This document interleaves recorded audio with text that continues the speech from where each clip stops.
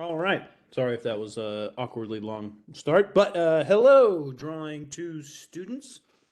Today I am here just to quickly record the uh, on our color unit. We're on our color unit. I'm recording this video to go over our practice number 3 and the final in the same video. Now, when I drop this, I'm probably just going to be talking to you about practice number 3, but I just thought I'd wrap it into one if at all possible to get the final in there too, because there's not a whole lot more to add for that final. So let's go ahead and jump to that if I can find all the gajillion things that I have open. Let's share. I think this is going to be right. No. Yeah. Let me go ahead and start. Yeah. Okay, so first of all, practice number 3 for our color unit is our Impressionist master study, and then the landscape that comes after our Impressionist landscape, kind of your own choosing, is the final for this. But first off, let me go ahead and start with practice number 3, and I should start this by introducing the Impressionists first. And the reason I do want to say why our next practice number 3, is related to Impressionism and Post-Impressionism is because I think their use of color is interesting, it's masterful, and gives you a chance to have a little bit of art history rolled into this color unit. But it's the way that they use color that made me choose them to be your sort of next step, your next focus in this color unit. So let me go over what the Impressionist movement is. First off, the Impressionist movement was a movement in painting, wow, originating in 1860s France, and it arose in opposition to the academic art of the day. So if you were in my history class, I'd be talking to you about how the Baroque and all the really tight, super highly wrought works were leading up to this, and how refined and kind of very thoughtful that work was before. It's very good, but this arose as a sort of way to have down to earth subject matter done in a quick and sort of more artistic way. But let me build on this some more. So, in subject matter, the Impressionists followed realism in portraying daily life. Realism was a movement about the change from only drawing royals and spiritual matters to drawing scenes of regular life, genre painting of just people hanging out, people playing music, landscapes, things that were just regular life. That is what realism was all about. And the Impressionists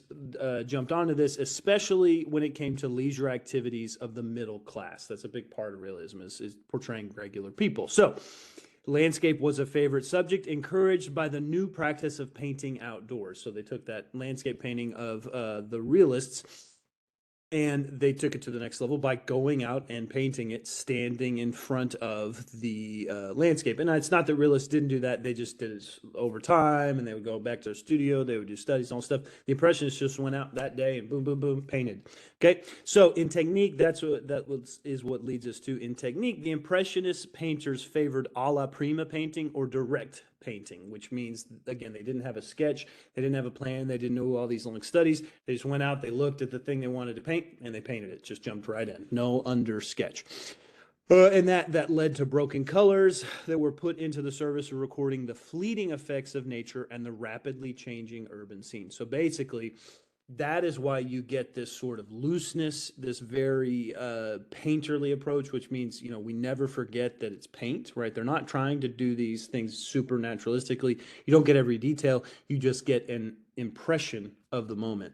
One of the most famous artists in art history is Manet, who was a realist, and he was friends with a bunch of these guys that were doing this new movement. And he's the guy, Manet is the guy who came up with the term impressionist, because it was like just this brief impression of any given moment. If they're painting boats at sunrise, that moment of those boats sitting in front of them while the sun comes up only lasts a few minutes. So they have to work quickly. They have to give you all the information that you need to know what's going on without spending all this time getting every little detail of it. So that's why you get this kind of looseness, this sort of unrestrained, just artistic approach, or kind of quick, spontaneous approach. That's kind of the word I was looking for.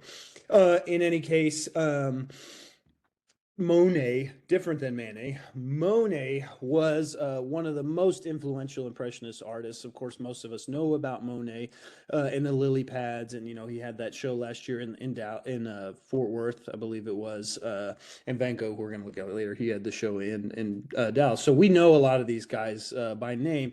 But Monet, he's kind of one of the first ones to really dig into these fleeting effects of the moment. It was just Monet in the last slide too, and here we see a really good example of what it means to be impressionist. In that, if I were to ask you what this orange shape is up top in the top left here, you would say it's trees. And then if I said, what about the bottom left, you would say a reflection of the trees. Well, at the end of the day, these don't look highly wrought. They don't look super finished and naturalistic, but yet with the textures that he gave you with his brush and with the little hints of colors and lights and shadow kind of bouncing off of the leaves, just with this very light touch, he showed you all of those details, and yet he differed those details and changed them somewhat, stretched them so that it looks like they're in water. And actually, one of the biggest reasons you can tell that this is a reflection on water is the little turquoise or teal flecks of waves interrupting the reflection.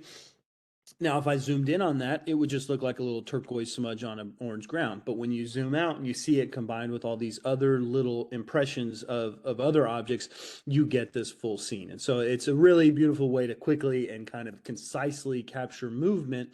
Yeah, so that's what Impressionism is all about. And Monet, again, he did this. And actually, another reason I really like to use the Impressionists as a good study tool for students is that there is a practice that is built into the Impressionists. They do a lot of copying the same things, a lot of still lives, a lot of common subject matter, and that sort of makes them like these lifelong students of studying a particular subject matter. And so they're always really good to use for student projects.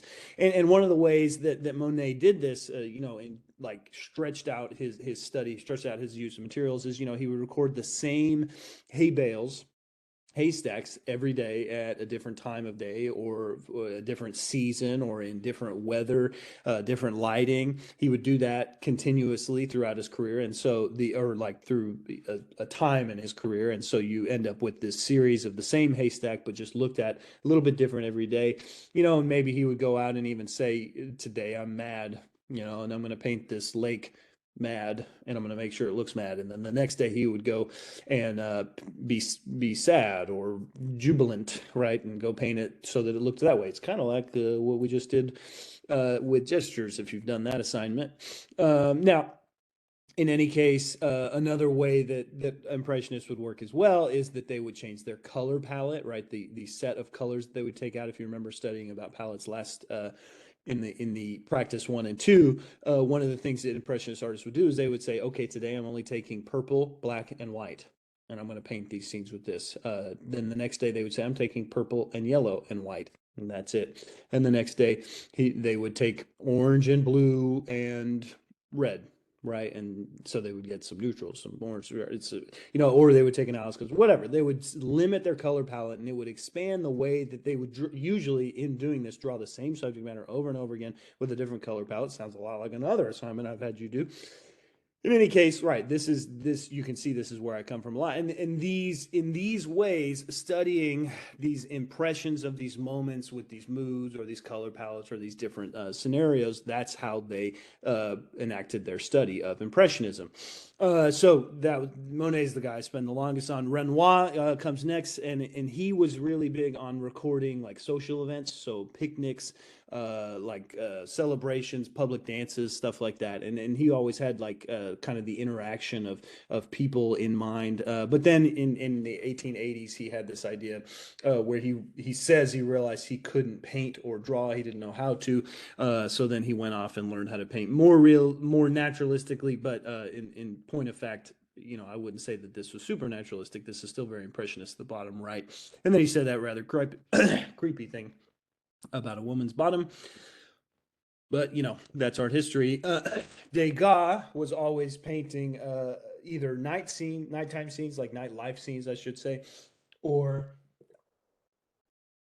working with dancers or like other figures in movement or in motion, or again, enacting daily rituals, daily life. And he worked a lot with chalk pastel and oil pastel, which is a good one because, that may be the option that you go with. Most of these painters worked in oil paint, which is different from oil pastel, just in case you haven't ever really delineated the difference. But yeah, Degas was big on oil and chalk pastels, which we talked about last time.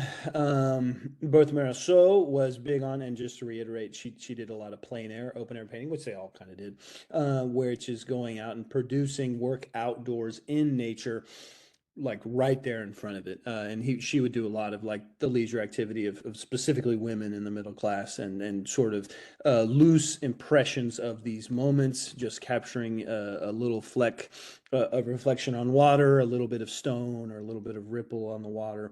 Yeah, and that's Impressionism. Now, there was a crew that came along slightly after this called the Post-Impressionists.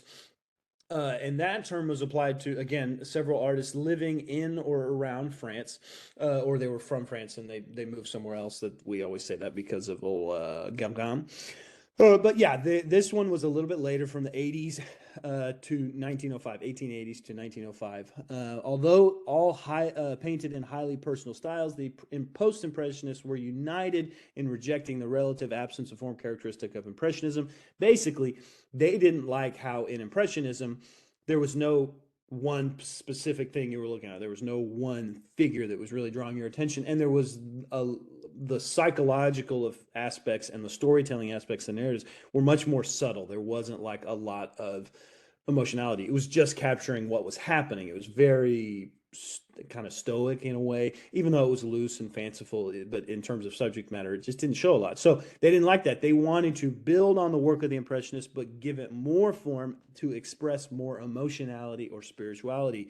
This is where you get guys like Van Gogh, Cezanne, Gauguin, and Seurat. Now, I do want to say, what is important for the development of both, and the reason you see this continually amping up of changing the world to show your perspective or your way of painting it, like a lot of these painters did, was due to a particular invention. A lot of people don't know why. Why all of a sudden, after the Baroque and all those, like the Renaissance, all those times, why did artists all of a sudden get so loose and start changing things? How do we get to Picasso, who's painting people at all these weird angles, and how do we get to Jackson Pollock, who's just splattering paint? Well, it's because of a particular invention that, again, I really reiterated in my art history class, and that is in the mid 1800s. If you haven't guessed it already, the Industrial Revolution is happening, and the big invention that affects the art world greatly is the camera. Okay, and when you have the camera invented, artists all of a sudden, they, on the one hand, they kind of lose their job, right? Nobody needs to hire them to paint this naturalistic landscape. Certainly no one needs to hire them to paint a portrait of them perfectly so that everybody knows what they looked like in posterity. No, like they could just have a camera do those things of painting naturalistically. So they lose their job. But on the other hand, artists now get a new job, or get to embrace a new job of changing the world as they see it, showing it through their perspective, showing it the way that they see the world. And so that is how we end up getting into these movements about artists altering and changing the way that we see the world. And ultimately, you'll see a ramping up of this. Now, we're really just, as far as art history, focusing on Post-Impressionism and then kind of cutting off. But if you go on to study about Cubism, Expressionists, and stuff like that, that's what that's about, is a ramping up of that changing of the way that you show the world. In any case, yeah. So looking at some artists, Van Gogh, of course, number one, most popular, probably Post-Impressionist that there is. He painted his psychological state. A lot of his pieces were kind of melancholic or fraught, uncomfortable, like stretched, closing in on, you look at this pool room, this billiard room, or his bedroom, everything's sort of closing in on itself, which shows his state of angst or something. And then, of course, there was the famous act of self harm of cutting off his ear, and then these emotional scenes of Starry Night, lonely out in the woods, like looking at a tree while looking down on the town from the tree while he's alone, and all these just kind of states of discomfort, but shown in a way that is really beautiful and colorful. and painterly and very stylized, and yet at the same time gives you that sense of the psychological tumult. Starry Nights famously, I think, as far as I understand, it's about his mother dying, and his idea that our souls go up into the sky and sort of swirl and move around the heavens above us. And that's sort of a nice thought at the same time as being sort of sad and lonely. So you go back and forth, and yeah, of course, Van Gogh did famously end his own life, and he was in and out of institutions, and I feel like this is shown in most of his work. And again, yeah, he would write letters. I saw a show of his letters and drawings to his brother Theo, and yeah, the last lines, the sadness will last forever. It's really jarring and psychological in nature. Now, Gauguin is like the opposite. I have a weird vendetta with Gauguin because he left his wife and child behind and just like pieced out on all his responsibilities to go be an artist. Um, and yeah, I mean, while that's kind of romantic and cool, and I probably shouldn't even taint your view of him by telling you that, yeah, it clearly shows, a person who is taking risks and pushing himself, and he's going to show that in his artwork. And I always feel like this quote from him is like a tweet from a modern day politician or something. I'm an artist. I'm a great artist, and I know it. It is because of what I am. I have endured so many sufferings so as to pursue my vocation. Otherwise, I would consider myself a rogue. Well, in any case, yeah, he goes out to Tahiti. He interacts with people there. He's sort of an outcast after making this big public change. But yeah, he shows these landscapes, these places. He almost, he has his own like crucifixion there this like bright, bold, colorful, disconcerting again, almost cartoonish way. And then you compare that to his view of the Tahitian women, which gets into a growing trend with expressionists and impressionists about like fear of women and psychological states of interaction, like sexual interaction between the sexes, between genders, even not sexual, but like gender related relationships with people. Yeah, it just adds to the complexity and the narrative and the psychological intent of what they're working on. And again, these you will see have central figures for the most part. They're sort of posed almost like classical Greek or Renaissance artworks, and they have these real bold forms and figures at the same time as being new and sort of altered, stylized in ways, and very colorful. Again, now Cezanne, a little less fraught, a little more everyday, but he took it into his own hands to alter things, change the shape. The people become stretched to small heads, long arms, whatever. The proportions are not super accurate. Again, he has these images of kind of women in the wild and looking at again our relationships with fellow man and fellow woman, and yeah, how these interactions go. He also famously would paint at times with just his palette knife, so basically just like a little spatula, and that was very cool. He painted a very colorful, bright, really wonderful fruit, kind of like you guys did in practice number 2. But in any case, yeah, you're seeing just a little bit more alteration, a little more stylization than you saw with the Impressionists. Same with Seurat. He's real big. Most people know Le Grand Jatte, the luncheon or the Sunday afternoon on the island here, and he did his big thing was pointillism or yeah, pointillism. So it's a form of stippling where you use multiple colors and you layer, to get purple, you layer dots of blue and red, and then you step back and it looks purple, right? And you build up these big colors, you change the values through small dots like stippling and so forth, and you build up your forms, you build up your values, you build up your colors by mixing colors through tiny little marks that then optically mix together. And so it's this really cool new technique that is really developed pretty much by the Impressionists, and Seurat really pushes it. I mean, to the point where some of these dots are just wildly teeny tiny and building up really nice modeled forms that have shadows and spines and folds and wrinkles. And yeah, you see that the efforts of pointillism coming to fruition here in Seurat. Pissarro, who was really an older post-impressionist, who I kind of just end up thinking of as he's an impressionist, even though he's along with the post-impressionists. I think of him as an impressionist because it's a lot more subtle. It's not so bright and right in your face, and yet there are more central figures, like the woman pulling the hay here, that give you a little more composition than just the first impressionist. But in any case, if you want to study more, there's lots and lots of impressionists and post-impressionists. Here is a big full list of impressionists on the left, post-impressionists on the right. You will note I put J.M.W. Turner in the impressionist. He's not an impressionist. He's what they call a romanticist, but I think he's a prelude to impressionism, and he's just really, really good. So if you want to look at that. But yeah, look through all of these, as many as you can anyway. Honestly, too, when you get to Munch and Matisse over here, then you're getting into Fauvism and Expressionism. But in any case, all these impressionists, post-impressionists should be fun to research, and you can learn more about them.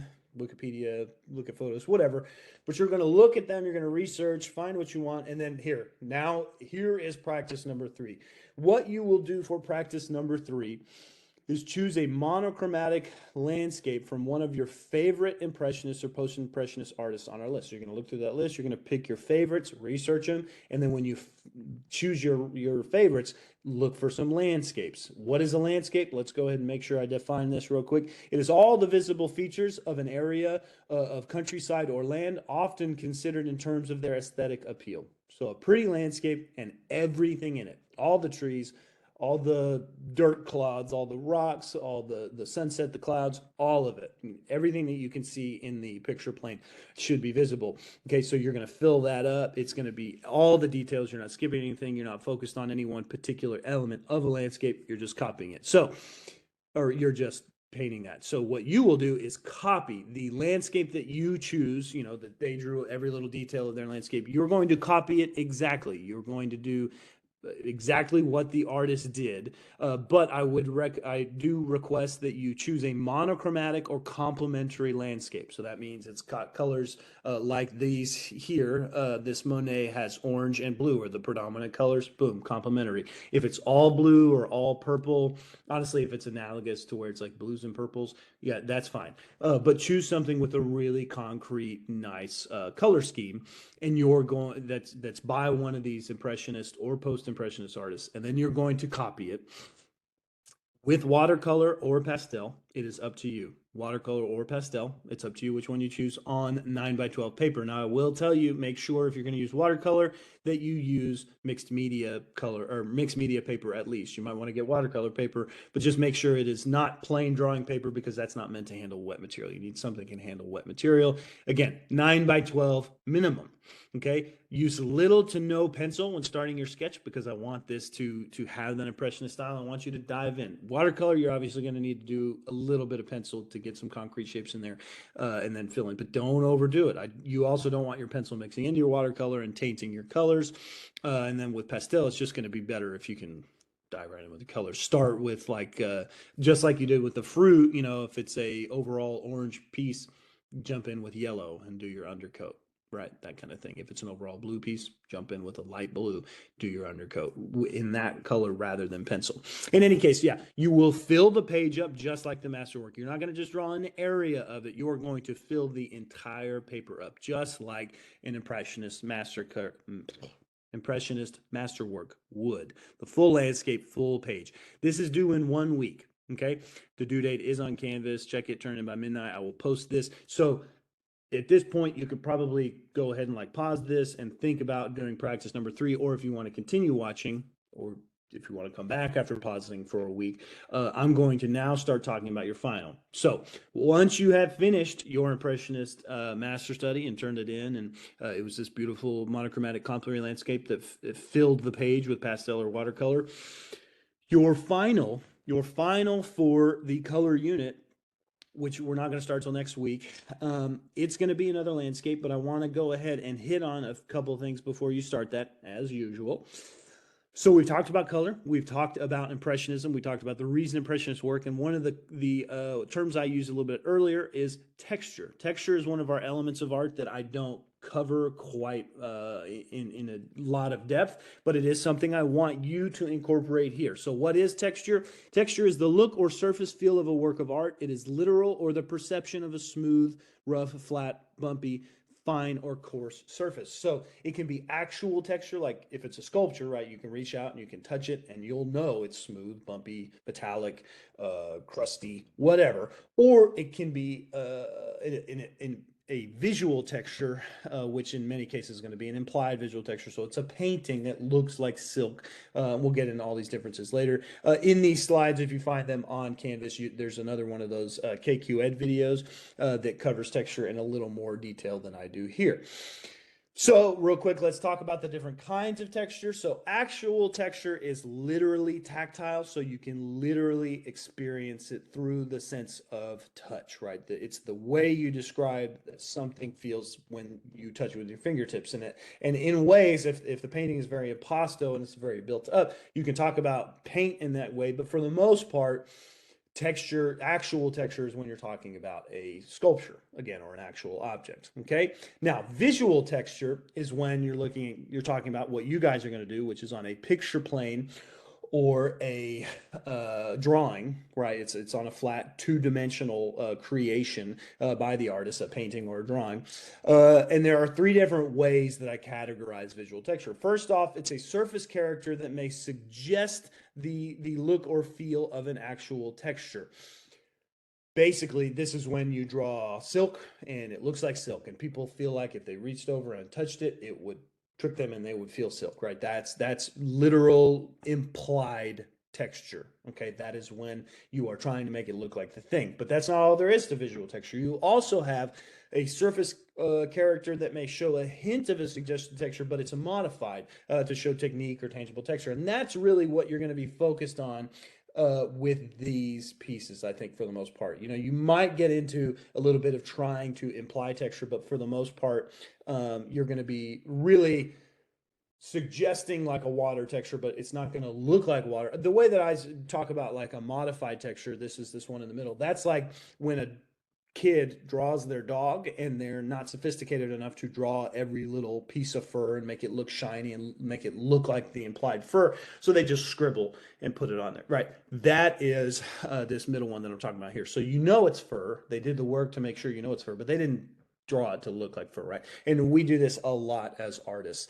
And that's really most of what Impressionists are working at. But there's also, with the Impressionists, this last one. You're really not going to be doing you might, again, do some implied texture. You're mostly going to be suggesting texture, and then you might even get into these textures that are a pure creation of the artist's imagination. So let's look at what these are. Again, implied texture is mark making that perfectly mimics the texture of a real surface or an object on the picture plane. So again, you painted it so that it looks like silk, so that a person thinks if they touch it, it'll feel like silk. That's an implied texture.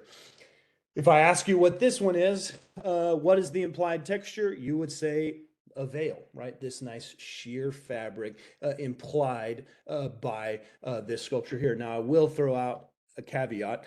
What is the actual texture? There is actual texture on this piece, and that is stone, because it's an actual three-dimensional object. So that's not nice to know. You can kind of layer these things.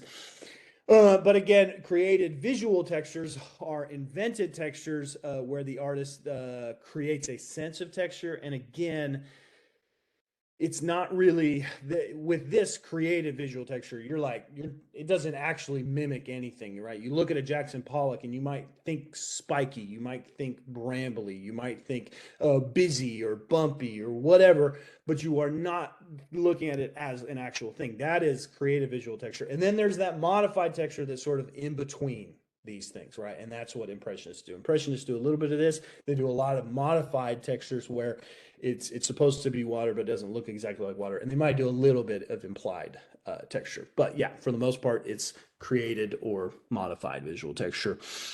So yeah, good times. That's thoroughly confusing to you guys. Well, either way, what I'm going to ask you to do is really use a lot of texture in your piece. Now, another way that texture can be incorporated in a piece that I just want to throw out because it's another element I want to make sure I cover it is pattern. Pattern is any decorative, repetitive motif or design, repetitive motif or design where it's repeated so much that it sort of, you ignore the individual details and it becomes just this rhythm or repetition on the piece. Okay, so compare a field of flowers with a checkerboard. a field of flowers, it would take a little more of them to create a sense of pattern because they're like less regular, right? It's going to be kind of random. But you zoom out from a field of flowers, you're going to start to lose the idea of every flower, and it's just going to be this pattern of repeating gaps of green leaf and red flower, you know, in this example here, versus a checkerboard where it's very regular. Really quickly, you're going to be like, black, red, black, red. You're going to see it, right? And it's going to flatten things. And basically, you should know pattern creates a sense of texture at times, right? The visual texture may not always be seen as pattern, right? Like Jackson Pollock's piece here is not going to be a texture. I wouldn't call that or a pattern. It's not going to be a pattern. It's a texture, but it's not a pattern. But every one of these patterns here in this image by Samuel Fosso is creating a sense of texture. Pattern makes texture, even if every texture isn't a pattern. That makes sense. And the more regular the repetition, the stronger the pattern, the stronger the texture. Okay. All motifs in a pattern have surface, so there's always texture, but there's not always pattern. Yeah. And also note, pattern tends to flatten things. We know pattern manipulates and changes our perception of things. That's why we talk about wearing stripes, horizontal or vertical, to change our body perceptions, our body shapes, and stuff like that. So just keep in mind the pattern, it alters things, it flattens things, it changes shape, and it creates a sense of texture. And texture is what you're going to be using a lot. Now, if this is too much for you, don't worry about making a pattern, just throwing it out there so you know it. Now, how does all this relate to your final? Okay, well, your final drawing, and if you stuck with this and you're checking it out along with what you've done before, this will all make a little more sense. It may take some recalling to really get to what you're going to need to do if you took a week before watching this portion. But in any case, your final landscape drawing, what you're going to do, you will take a photo of a landscape that is familiar to you. You will go to a place and you will find a landscape, a drive home, vacation photos, a place you like to get away. And as a kid, I was always drive out to like the end of old dirt roads because I lived way out in the boonies. And I just enjoyed looking at the sunset or looking at the hills or trees or lack of trees because it was West Texas or whatever, right? That sort of thing is what I want you to find. You are going to find a landscape, you're going to take a photo of it, and then you will size that photo, change the size of the photo to 2x3 or 3x2, depending on if you want it a long landscape or portrait orientation. The orientation doesn't really matter, although obviously most of them are horizontal, but it's up to you if you want to do a vertical composition. But in any case, you're going to change it to 3-2 or 2-3. Then you will draw it in the Impressionist style with watercolor or pastel on a 12-inch by 18-inch paper. So this is going to be one where I'm going to need you to take a picture of the final along with like your hand or something to show me that it is on the proper size paper. 18 by 12 landscape. You will create a sense of texture, right? That can be visual as well as implied, however you want to do it. It can look like water, like maybe we need to know that it's water, but then you don't draw it exactly like water, right? That's that modified thing. Maybe you draw so we know that it's grass, but you're not drawing every single little blade of grass, that sort of thing. But you're going to create this sense of texture, and you're going to use color to do it. Obviously, color is going to be the central aspect of this, which I should go on to say a couple little details here. First off, you're going to fill the page up. Once again, there's no point doing a landscape, and there's certainly no point doing an impressionist study if you're just like drawing something plop right in the middle of the paper and then leaving the rest negative space. You need to fill the paper edge to edge like a true landscape painting. Just like a true oil painting.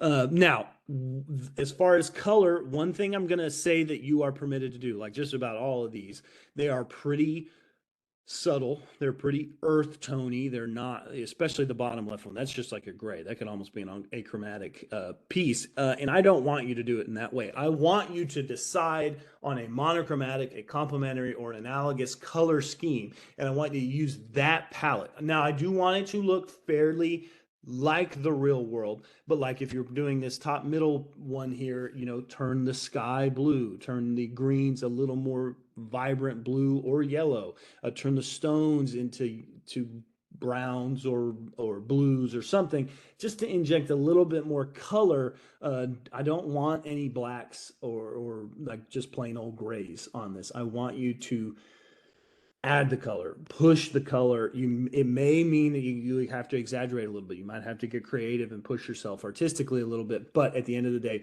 you are going to copy the landscape. You're going to do it in an impressionist style. You're going to use texture and you're going to use color. And this is going to be your final. The due dates will be on Canvas. When I post this, I guess I can go ahead and stop sharing. Oh, no, I'm going to go ahead and share again real quick. I just want you to know if you want to use any of these 3 landscapes, you can, but I'd really prefer you find your own. If you need to use Google to find them, okay, but I don't want super cliche sunsets for every single one of the earpieces. So in any case, yeah, that's the final. So that's both parts, the beginning and, or, practice number 3 and the final, all in one neat little 35-minute package for you there. Hopefully that wasn't too confusing and you can understand. Go back if you need to reiterate why we're doing Impressionism. Go back if you need to reiterate why we're talking about texture for that final. And yeah, otherwise just get started and message me if you have any questions about that practice number 3 or final. And other than that, I will just talk to you when you're ready to turn those in. Thanks.